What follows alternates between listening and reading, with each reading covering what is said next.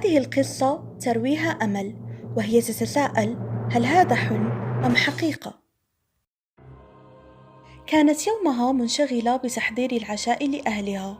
حينها دخل أبوها إلى المنزل، وقد كان عائدا من بيت جدها. دخل إلى البيت ولم يسلم عليها أبدا، وصعد إلى الطابق الثاني بهدف مراجعة الدروس مع أخيها الصغير. بعد حوالي نصف ساعة انفتح باب الخارج مجددا، فذهبت لترى من أتى، لكنها ذهلت لأنها رأت أنه أباها مجددا. استغربت من الأمر وسألته: ألم تأتي قبل حوالي نصف ساعة؟ رد عليها: لا يا ابنتي، لم آتي قط، وهذا هو رجوعي من بيت جدك. كانت متأكدة أنه لم ينزل أبدا من الطابق العلوي، لأنه إذا نزل كانت لتراه من نافذة المطبخ. لم تهتم بالأمر كثيرا، ولكن بقي السؤال يراودها: هل دخل أبي مرتين أم كنت أتوهم فقط؟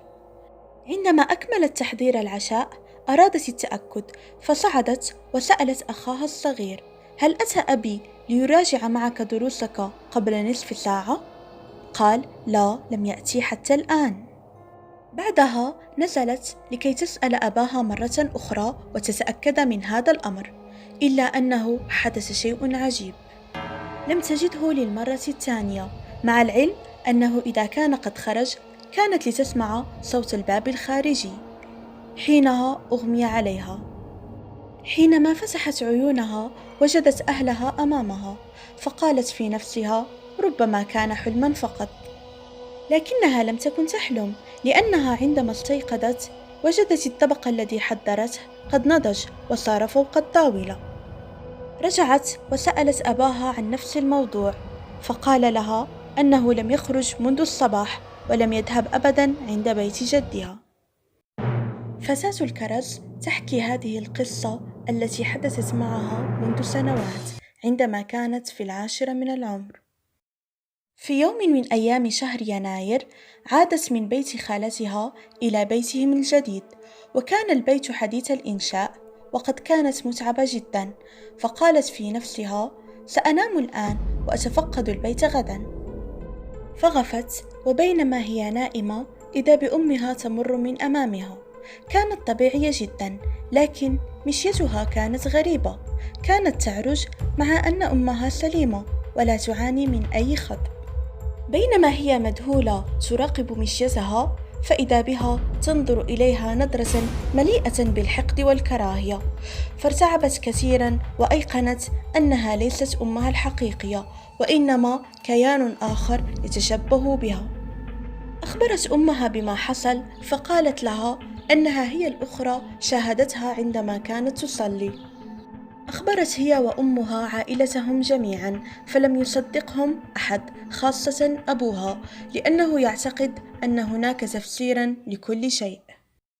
تقول رهف أن هذه القصة حصلت معها عندما كانت في 18 من العمر، ولم تجد تفسيرا لحد الآن. كانت يومها في غرفتها مستلقية على سريرها وتقرأ كتابا، وكانت الغرفة تطل على ممر طويل يوصل إلى الحمام، وقبله بعض الغرف. فجأة انتبهت بطرف عينها أن هناك شخص يقف في آخر الممر بجانب المطبخ، وعندما ركزت في ذلك الشخص وجدت أنه ينادي عليها من خلال يده، وكأنه يقول لها: تعالي. عندها استقامت وجلست على السرير وهي تدقق وتنظر إليه، فتبين لها أنه أخوها الأصغر منها في نفس هيئته وطوله. كان يقف بجانب الجدار وينادي عليها بإصرار، والممر شبه مظلم، ولكن فيه بصيص من ضوء النهار جعلها تراه بوضوح وتتأكد أنه أخوها. قامت من السرير واتجهت إليه لكي ترى ماذا يريد، لكنها كانت مستغربة، لأنه كان بإمكانه أن يأتي إلى الغرفة ويتكلم معها مباشرة. في منتصف الطريق ركزت النظر في أخيها، فوجدته جسما بلا رأس، وما يزال رافعا يده وينادي عليها. هنا أصيبت بالخرس والشلل التام، وفقدت القدرة على الحركة، وأصيبت بحالة من الرعب والهلع تعجز عن وصفها. وفي عز هذا الموقف الرهيب فتحت أمها باب غرفتها فجأة، وصوت فتح الباب أحدث لديها صدمة، مما جعلها تفيق من حالة الشلل والذهول التي كانت فيها. قفزت صارخة بصوت عال أسمع كل من في البيت، وكانوا كلهم نائمون في تلك الظهيرة. وبمجرد ظهور أمها المفاجئ اختفى ذلك الشخص المخيف في العدم، وعندها سحبتها أمها من يدها إلى غرفتها وسألتها ما بها، فحكت لها بصعوبة عن ما رأت. أصاب الذهول والخوف أمها وكل من في البيت من هذه الحكاية الغريبة، وجلست فترة بعد هذه الحادثة تعيش في خوف وهلاوس، وتخاف من أقل صوت أو خيال أو الجلوس وحدها.